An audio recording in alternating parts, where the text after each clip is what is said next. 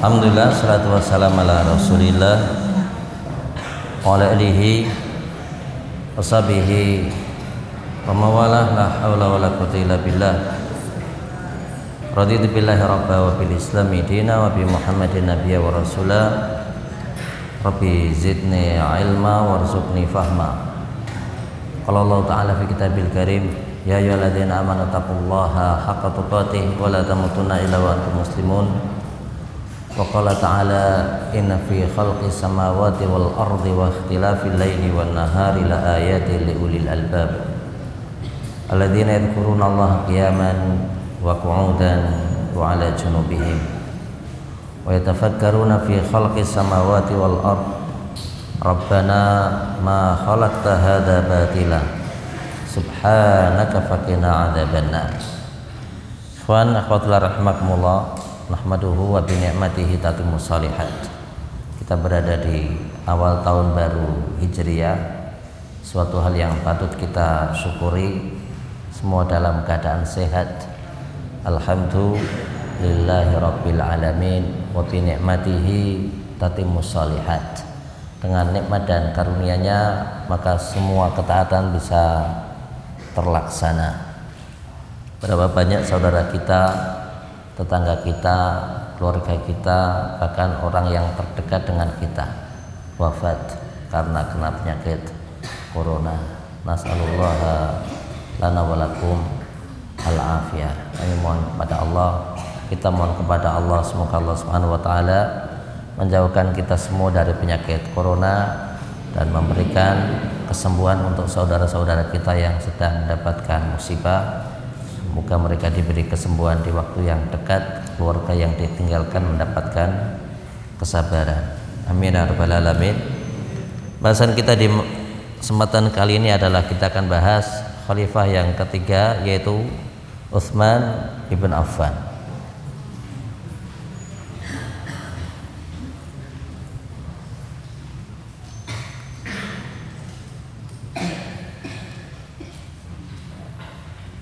Siapakah nama Utsman ibn Affan? Beliau adalah Utsman ibn Affan ibn Abil As ibn Abil As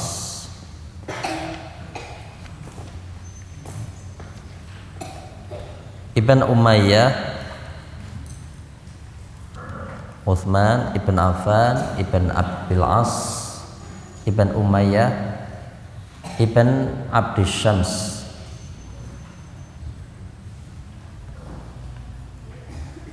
ibn Abdi Manaf ibn Qusay ibn Kilab. Kita ulangi, Utsman ibn Affan ibn Abil As ibn Umayyah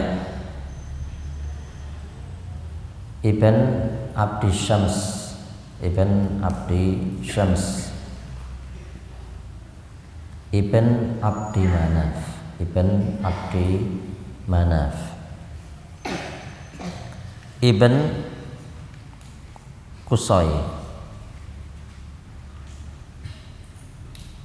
ibn Kilab.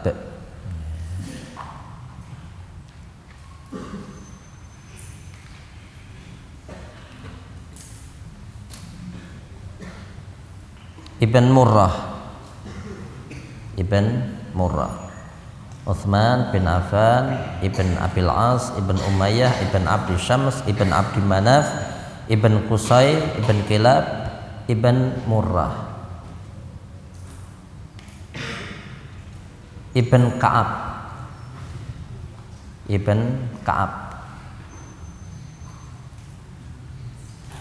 ibnu Lu'ay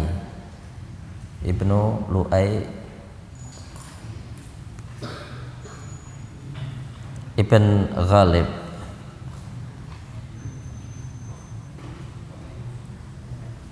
Al-Qurashi Jadi Utsman bin Affan adalah orang yang memiliki kerabat dengan Rasul Shallallahu Alaihi Wasallam.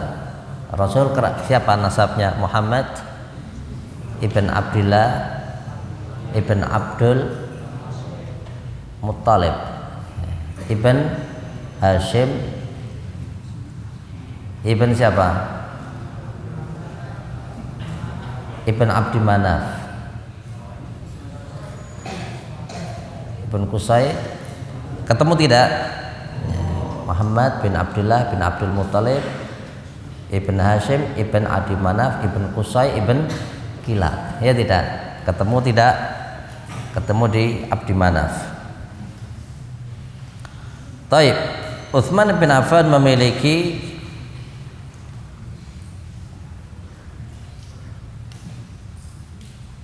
kunyah. Kunyahnya apa? Abu Abdillah. Abu Abdillah.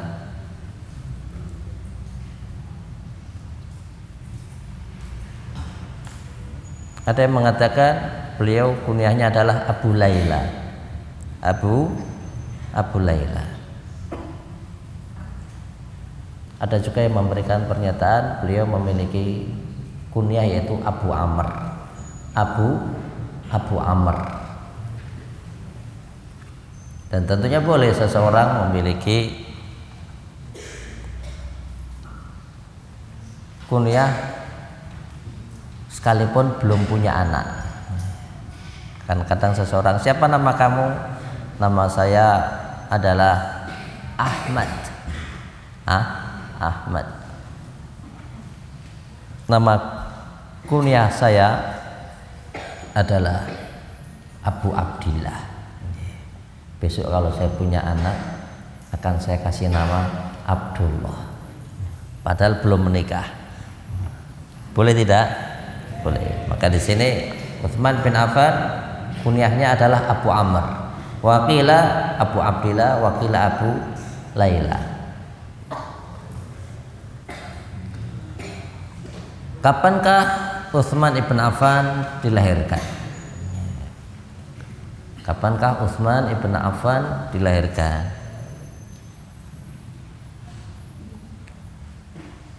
Beliau lahir tahun ke-6 sesudah tahun gajah.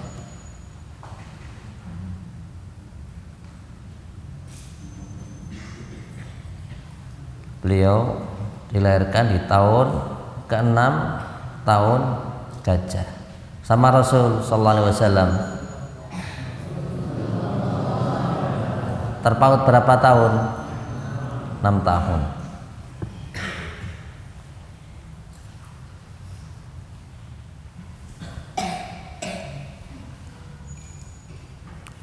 Dan beliau adalah sahabat yang pernah hijrah 2 kali. Utsman bin Affan hijrah 2 kali. Yang pertama hijrah ke negeri Habasyah.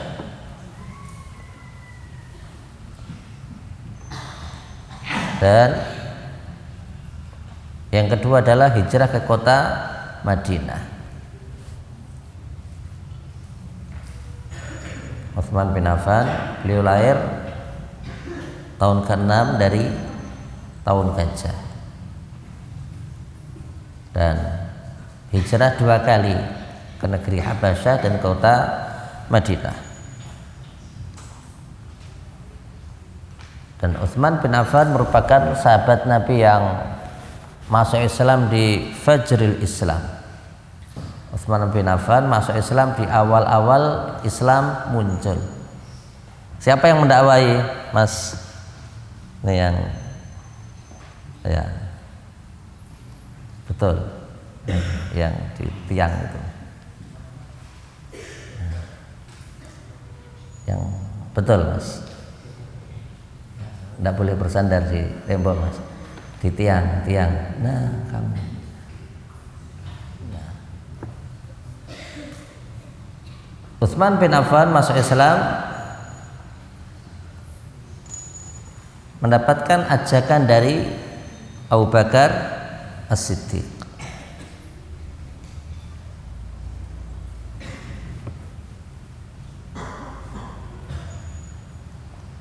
Utsman bin Affan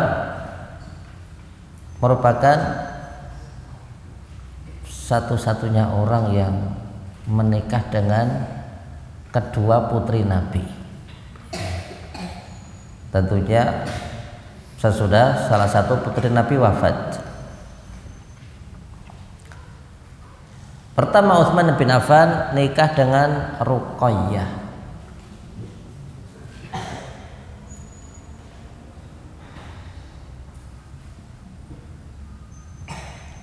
Kapan Utsman bin Affan nikah dengan Ruqayyah? Utsman bin Affan nikah dengan Ruqayyah sebelum kenabian. Lama, insyaallah. Menunjukkan Utsman bin Affan adalah bukan sembarang orang. Kenapa?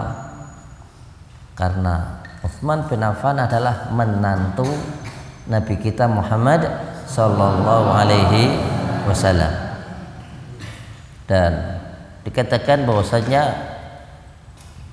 Ruqayyah di tahun kedua Hijriyah sakit, sehingga salah satu yang diberitakan waktu itu adalah perang Badar. Waktu itu adalah perang Badar. Sahabat Nabi semua pergi kecuali mereka yang mendapatkan uzur. Pergi kemana? Pergi ke Badar. Dari Madinah ke Badar itu kurang lebih 150 kilo. Kapan? Tahun kedua Hijriyah, dan disitulah terjadi perang Badar. Hanya saja Utsman bin Affan beliau tidak ikut perang Badar.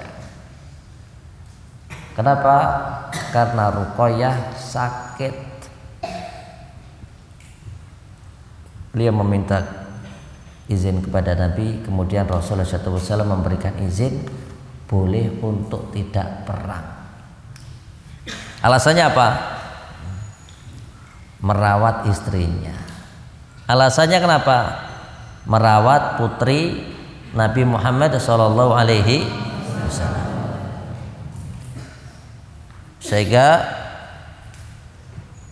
salah satu yang diberitakan bahwasanya perang Badar adalah peperangan yang pertama kali ada dalam dunia Islam. Dan Badar merupakan nama sumur. Dikatakan ada sumur di mana sumur tersebut milik seorang yang bernama Badar. Makanya perang Badar. Kenapa dinamakan perang Badar? Karena di Badar ada sumur. Jika malam bulan purnama kok seseorang melihat ke dalam sumur, kemudian lihat ke atas, lihat Badar, yaitu bulan purnama. Lihat ke dalam sumur juga ada bulan purnama. Maka disitulah kenapa dinamakan sumur tersebut sumur Badar. Dan sesudah terjadi perang Badar, maka kaum muslimin pulang dari Badar ke Madinah. Orang-orang kufar Quraisy meninggalkan Badar dalam keadaan sedih. Kenapa? Mereka kalah perang. Padahal jumlah mereka banyak, hampir 1000. Jumlah kaum muslimin 314. Ternyata kemenangan ada di pihak kaum muslimin. Sesudah nyampe di kota Madinah, maka Rasulullah SAW menjumpai Utsman bin Affan sedih.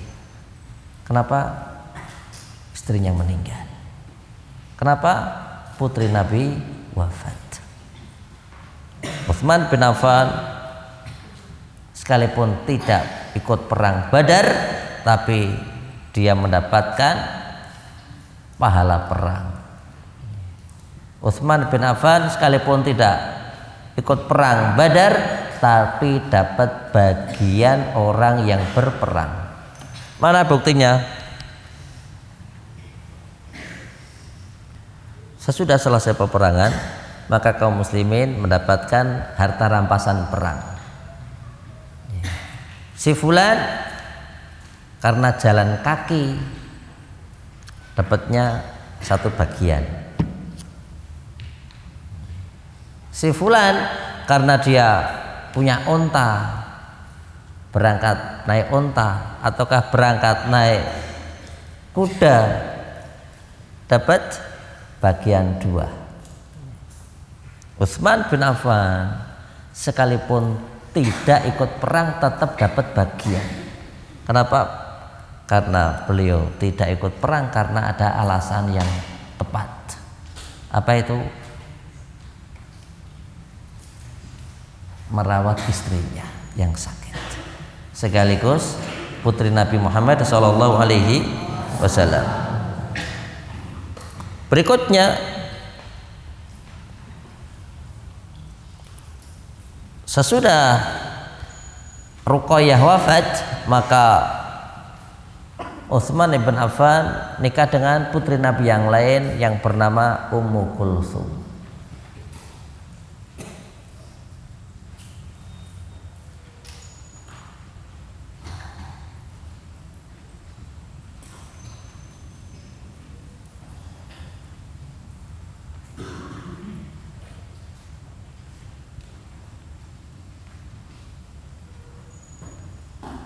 Ulama mereka memberikan pernyataan wala yu'rafu ahadun tazawwaja bintai nabi ghairahu walidzalika summiya dza an-nurain.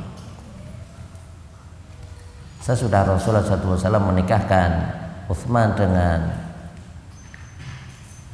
Ummu Kulsum, maka dikatakan tidak pernah ada di dalam sejarah seseorang menikah dengan putri Nabi kecuali Utsman ibn Affan. Maka disinilah Utsman bin Affan mendapatkan gelar Dzu An-Nuraini. Gelarnya Utsman ibn Affan apa ya kawan? Dzu An-Nurain.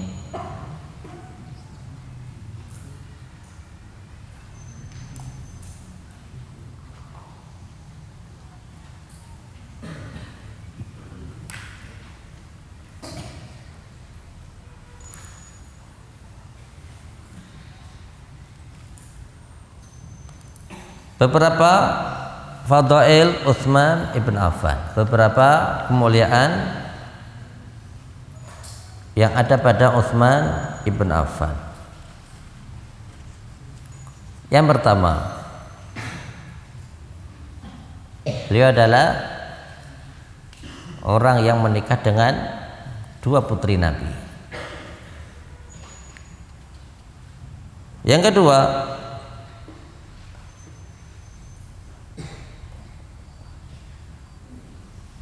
Utsman bin Affan merupakan orang yang masuk Islam di awal-awal Islam datang. Keutamaan Utsman ibn Affan, beliau termasuk as-sabiquna al-awwalun, orang yang pertama kali masuk Islam. Yang ketiga,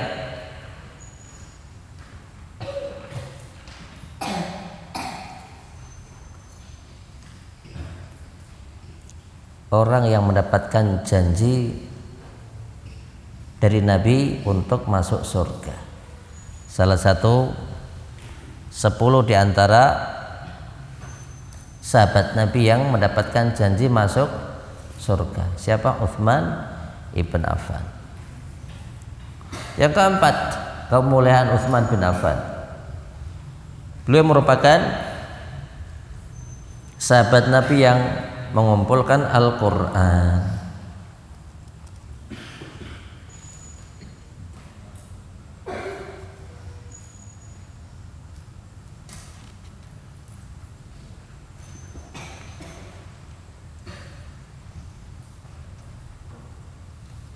sahabat Nabi yang mengumpulkan Al-Quran adalah Utsman ibn Affan. Beberapa kemuliaan yang ada pada Utsman bin Affan. Utsman bin Affan merupakan sahabat Nabi yang meriwayatkan banyak hadis.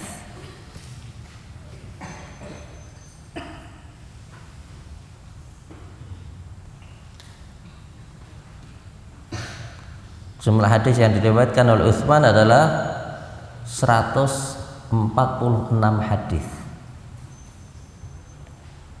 Apa ya, Pak? Berapa?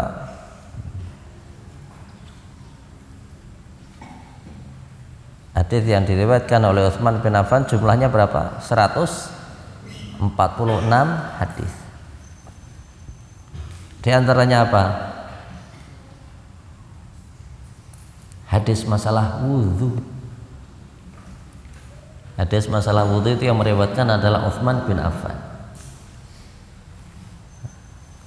Utsman bin Affan suatu saat memanggil pembantunya, pelayannya, maulanya yang bernama Abban. Abban dipanggil dan diminta oleh Utsman untuk mengambil satu ember air. Disitulah Utsman melakukan gerakan anggota wudhu. Apa itu? Mencuci kedua tangan sampai pergelangan. Sesudah itu berkumur 3 kali, sekaligus memasukkan air ke dalam hidung. Sesudah itu membasuh muka 3 kali juga. Membasuh tangan kanan 3 kali. Membasuh tangan kiri 3 kali. Sesudah itu menjadikan kedua telapak tangannya dibasahi air,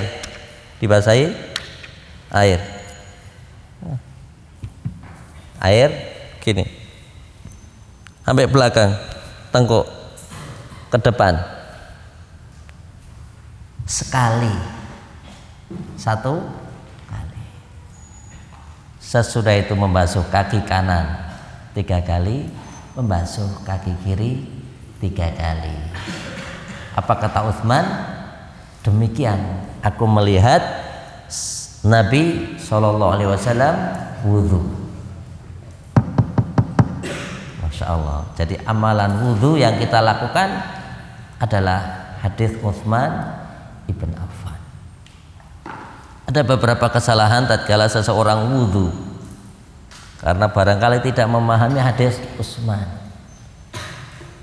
Begitu wudhu langsung berkumur, padahal sunnah membasuh kedua tangan. Memasukkan air ke dalam mulut yang dikenal dengan berkumur, kemudian digerak-gerakkan, sesudah itu dikeluarkan. Memasukkan air ke dalam hidung yang dikenal dengan al-istinsyaq.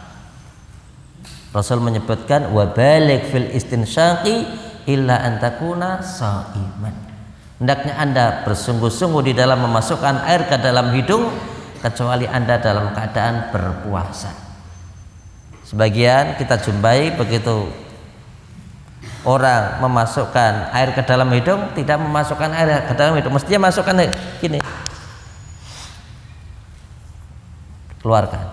Tapi ada orang masukkan air ke hidung gini, Mas, gini. Mana masuk ke hidungnya? Kalau enggak gini, nih air kasih tangan gini.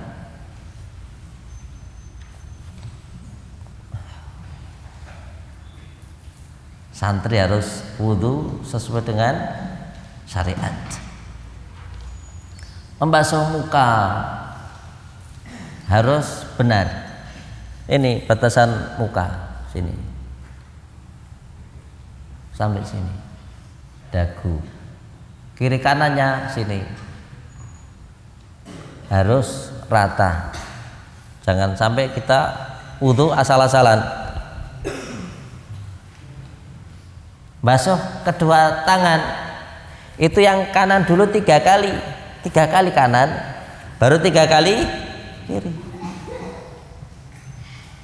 Kadang kita jumpai orang wudu gini, sekali, 2 kali, kadang kayak olahraga.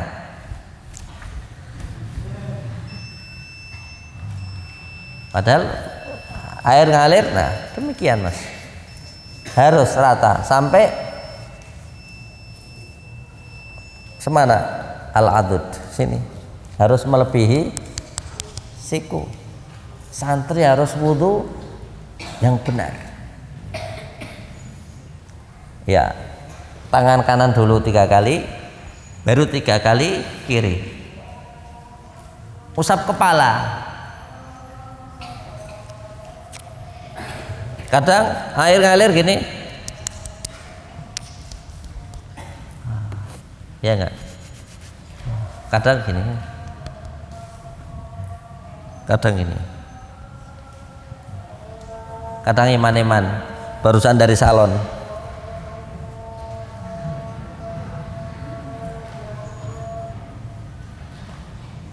Basuh kaki itu kanan 3 kali sempurna, harus sampai di atas mata kaki. Kanan dulu 3 kali, kiri 3 kali. Enggak kemudian sembarangan. Apa itu? Kadang kaki gini, yang kanan cuma dikasih air ngalir dari keran, kiri sambil sendalnya dipiok. Ada ngobrol sama temennya, lapar kamu? Iya, podo aku juga lapar. Sudah makan belum? Belum. Sudah jajan? Belum. Kenapa? Uangnya habis, podo. Sambil ngobrol. Wudu yang benar. Wudu yang benar.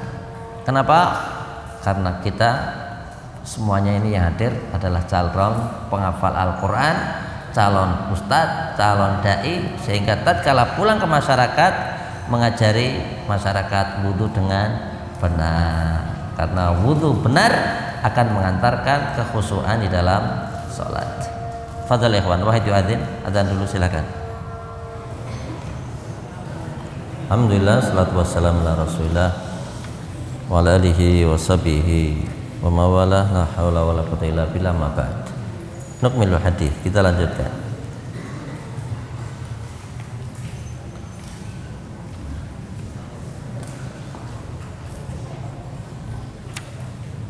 Allahumma rabba hadhihi da'wati tamah as-salatil qa'imah ati Muhammadan al-wasilata wal fadilah wa ba'athu maqaman mahmudan alladhi wa'ada. Nukmil hadis. Tadi kita sampaikan bahwasanya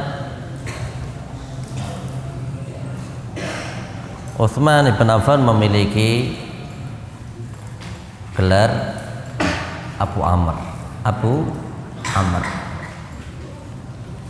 Sesudah Utsman bin Affan masuk Islam, sesudah Islam datang, maka Utsman memiliki keturunan dari Ruqayyah, dan keturunan tersebut, anak tersebut dinamai Abdullah. Maka disitulah kenapa Utsman mendapatkan kunyah yaitu Abu Abdillah. Utsman bin Affan adalah sahabat Nabi yang ganteng. Sahabat Nabi yang ganteng itu siapa ya kawan? Utsman bin Affan.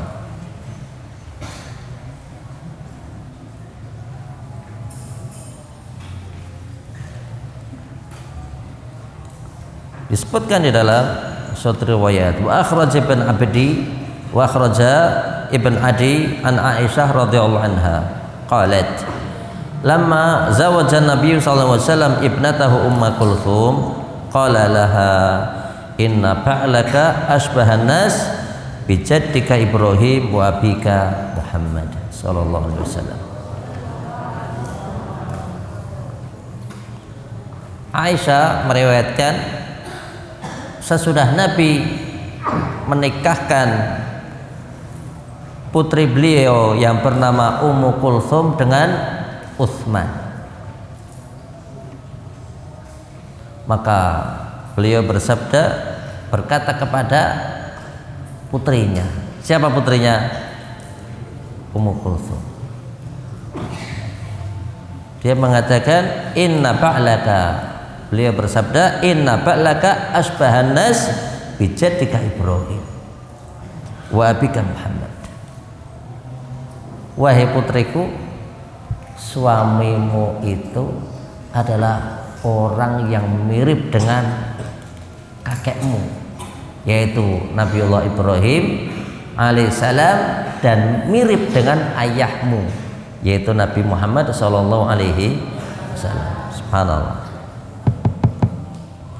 Jadi Utsman itu mirip dengan Nabi, dan Rasul mirip dengan Nabiullah Ibrahim.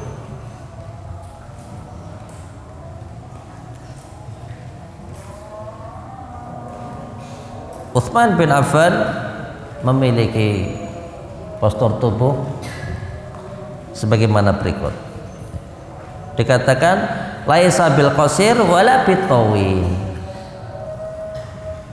Utsman itu beliau tidak tinggi juga tidak pendek.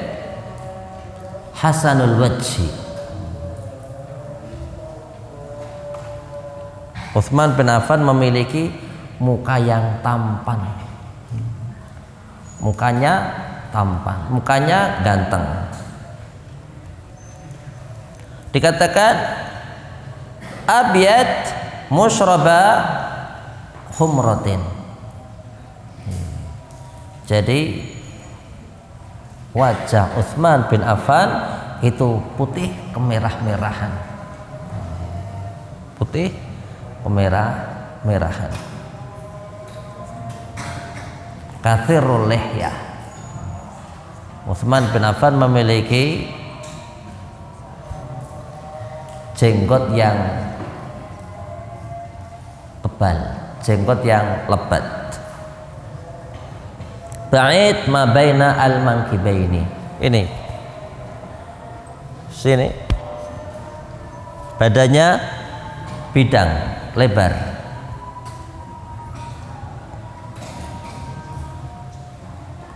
Sya'ruhu qad kasa dhira'aihi. Tangannya banyak dipenuhi dengan bulu. Utsman ibn Affan. Dikatakan ja'dur ra'si. Ja'ad itu rambutnya keriting. Rambutnya keriting. Jummatuhu asfal man min udhunaihi yakhdibu bisufra wa kana qad syudda asnanuhu bidzahabi. Beliau memiliki rambut yang agak panjang sampai mendekati apa ya kawan, bawah telinganya, dan kadang dikasih warna pirang. Dan Utsman bin Affan giginya sudah asnanahu bidzahab. Sudah asnanahu bidzahab itu ada giginya dikasih penguat menggunakan emas. Utsman ibn Affan tentunya dalam keadaan tertentu, seorang dalam keadaan darurat, laki-laki tidak boleh pakai emas, ya tidak. Karena yang pakai emas itu mbak-mbak. Kenapa laki-laki nggak boleh pakai emas? Karena dia sudah emas. Ya enggak? Sudah emas. Di zaman dahulu pernah terjadi suatu peperangan, sehingga salah satu tentara itu hidungnya hilang, kena luka, akhirnya dikasih tembaga, ditutup pakai tembaga, tapi tidak membuat dia nyaman. Kenapa? Karena sakit. Akhirnya ditanyakan oleh seorang ulama, kemudian dia diperbolehkan menggunakan emas untuk menutup hidungnya. Darurat tidak ya kawan? Dalam keadaan tertentu darurat. Dikatakan wa akhraja an Musa ibn Talha qala kana Uthman ibn Affan ajmalun nas. Diriwayatkan oleh Musa ibn Talha, Uthman bin Affan adalah orang yang paling ganteng di antara manusia yang ada. Insyaallah. Rahimahullah Uthman ibn Affan. Uthman bin Affan merupakan sahabat Nabi yang pernah bersedekah bi'ru rumah. Bi'ru rumah.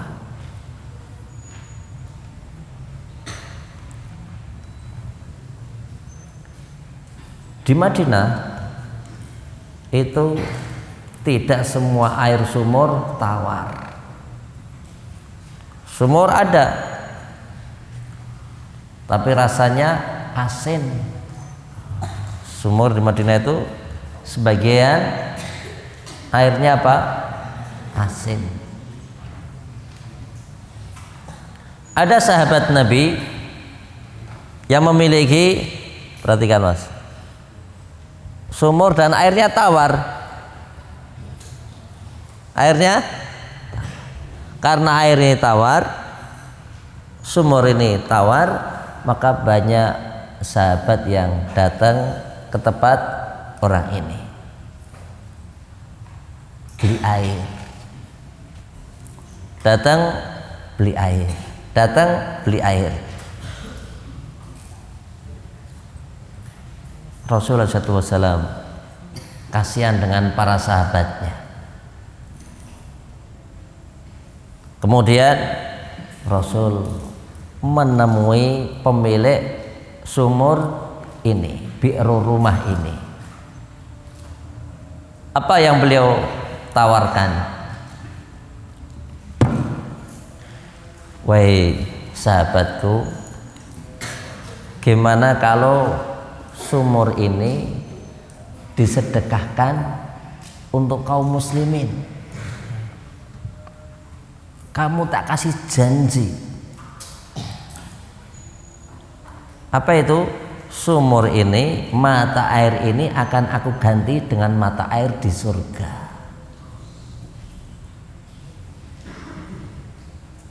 Sahabat ini dia memberikan jawaban, wahai Nabi Allah, wahai Rasulullah, aku tidak punya penghasilan kecuali dengan menjual air sumur ini.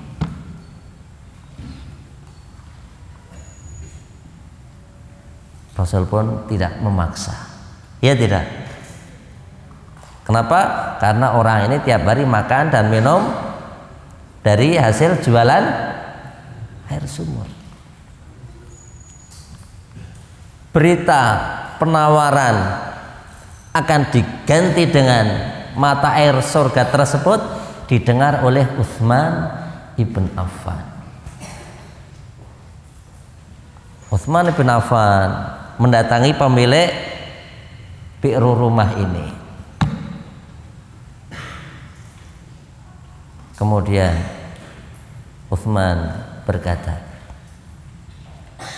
sumurmu dijual enggak? Sumurmu itu dijual? Enggak. Ini Mas, kasihan, dibangunkan ya. Perhatikan, sumurmu ini dijual enggak? Pemilik biru rumah ini berkata, ya tak jual, tapi harganya mahal. Berapa kamu jual? Sahabat ini menyebut harga mahal. Utsman bin Affan berkata, aku beli 2 kali lipatnya. Di duit tidak ya kawan, Utsman bin Affan. Utsman bin Affan itu sahabat Nabi yang kaya raya. Jadi tidak benar kalau orang mengatakan Utsman bin Affan itu kaya. Yang benar Utsman bin Affan adalah kaya raya.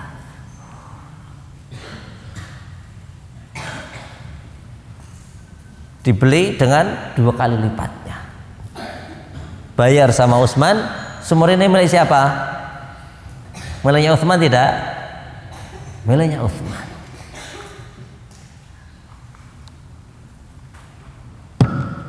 Utsman mendekati Nabi, menemui Nabi, dan Utsman beliau berkata, wahai Nabi Allah,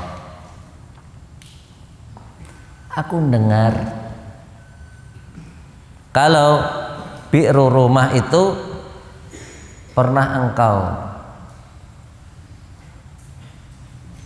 tawar dengan mata air di surga. Apakah benar? Rasul bersabda, ya benar.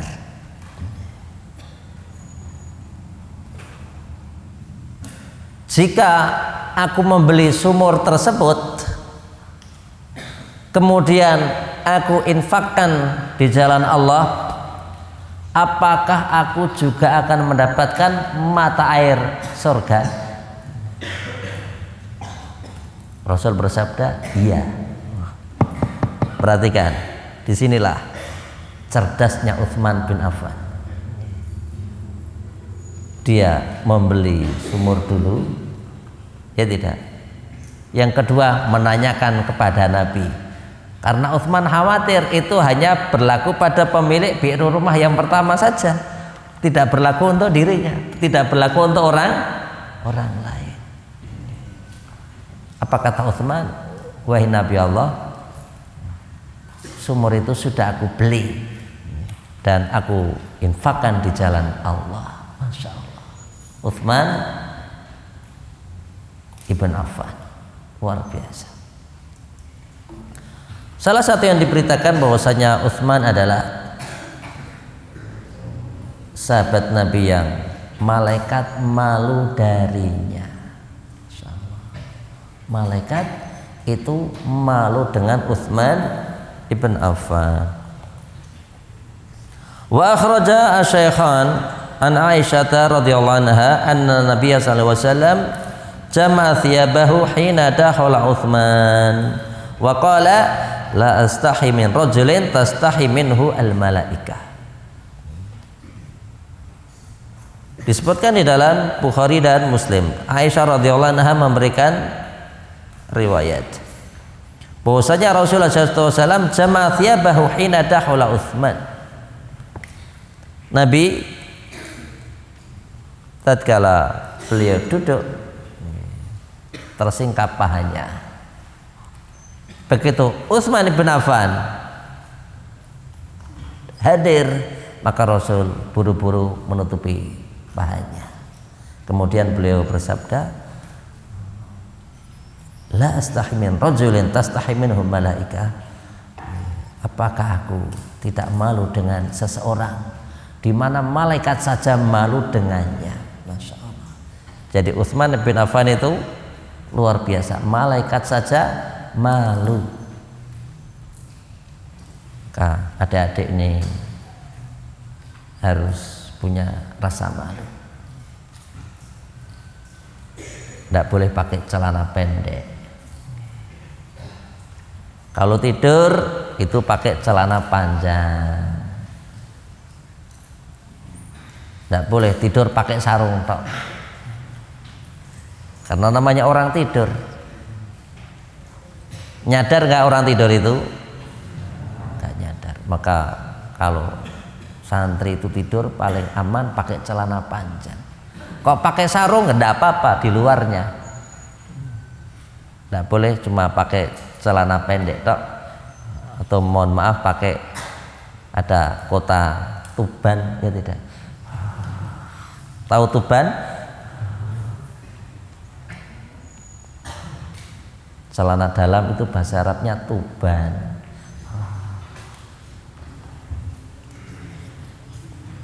Tidak boleh santri pakai celana dalam tok kemudian sarungan tidur. Aurat harus dijaga. Laki-laki semuanya harus banyak berdoa. Apa itu? Normal.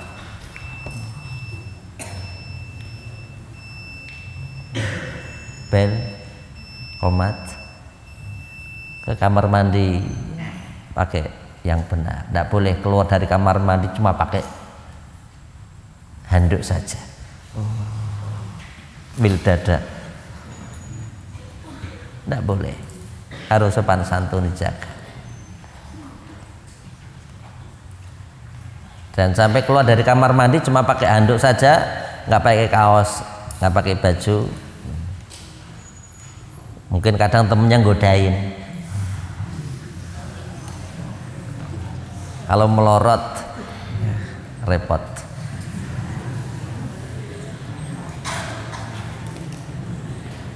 Sekalipun semuanya laki-laki harus hidup terhormat.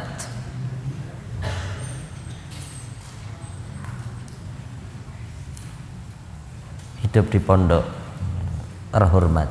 Punya sabun sendiri, punya odol sendiri, punya handuk sendiri. Jangan ngider pakai gelas, minta gula. Kamar sebelah, kopi dong.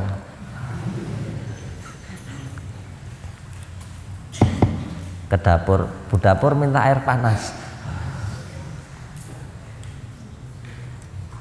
Kopinya minta fulan, gulanya minta fulan, gelasnya minjem fulan, sendoknya minjem fulan.